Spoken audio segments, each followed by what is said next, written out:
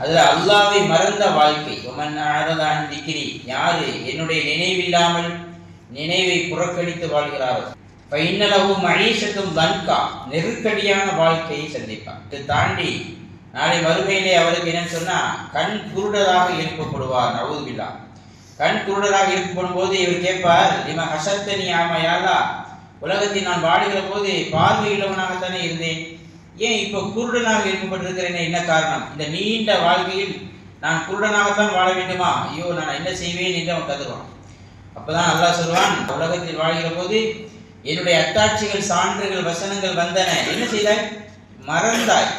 அதனால் கதாலிக்கல் யோம துல்சா, இன்றைய தினம் உன்னை நான் மறந்து விட்டேன். உலகத்தில் வாழ்கிற போது என்னை, என் வசனங்களை நீ மறந்தாய், எனவே அதுக்கு பிரதிபலன் என்ன? இன்றைக்கு நான் உன்னை மறந்தேன்.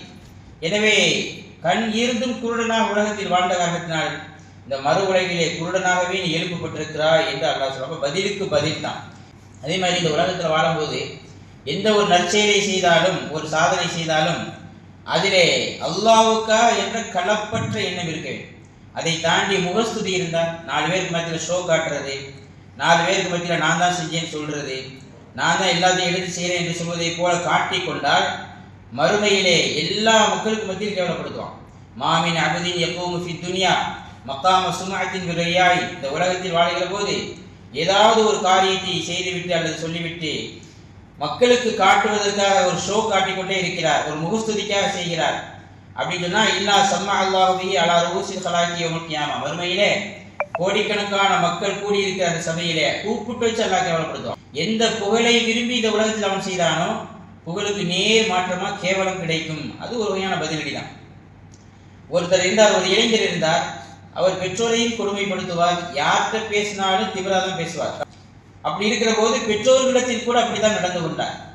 தகப்பன் இறந்து விட்டால், தாய் மட்டும்தான் இருந்தால் தாயிட்டே ரொம்ப கொடூரமான பேச்சு, தாய்க்கும் மகனுக்கும் வார்த்தைகள் முற்றியது, தடித்தது. உடனே என்ன பண்ணான்னு சொன்னா, காலில் கிடந்த செருப்பை எடுத்து நவுதுபில்லா அந்த தாயின் மீது எரிந்து விட்டார். அது தாயினுடைய முதுகிலே பட்டது, வேகமாக பட்டது. என்னதான் இருந்தாலும் செருப்பை வச்சு எரிஞ்சுட்டானேன்னு மனசு அவர் ரொம்ப நொந்து போய் மகனுக்கு எதிராக மனம் கொந்தளித்தார். என்னானது? வெளியே போனான், போயிட்டு வந்து வீட்டில் படுத்தான். தூங்கி எழுந்து பார்த்தால் ஆச்சரியம் என்ன, ஒரு கை செயல்படவே இல்லை. நடந்த உண்மை எழுதியிருக்கிறார் அல்லாம இப்னுல் கய்யிம் ரஹ்மத்துல்லாஹி அலைஹி தன்னுடைய கிதாபில் எழுதின செய்தியாக தான் நான் வரிசையை சொல்லிட்டு வரேன். எந்த கையினால் தாயை நோக்கி செருப்பை எரிந்தானோ அதே வலது கை சூம்பி போய் இருந்தது, அவன் முடங்கி போனான் என்று இப்படி நிறைய வரலாறுகளை எழுதுகிறார். இந்த உலகத்தில் வாழ்கிற போது இந்த பெற்றோருக்கு செய்யக்கூடிய பாவம் துரோகம்னா எப்படின்னு கேட்டா, கண்ணுக்கு கண்ணாக மௌத்துக்கு முன்னாலே அது நமக்கு திரும்ப வந்துவிடும் என்பதை கவனத்தில் கொண்டு நாம் எதை செய்தாலும் நேர்மையாக செய்ய வேண்டும். அல்லாஹ் தஆலா நம் அனைவரையும் நல்லவர்களாகவே உலகத்தில் வாழ செய்து மறுமையிலும் அல்லாஹ் நம்மை நல்லவர்களாக எழுப்பி சொர்க்கத்தின் பெரும்பாக்கியங்களை தந்துள்ளார்.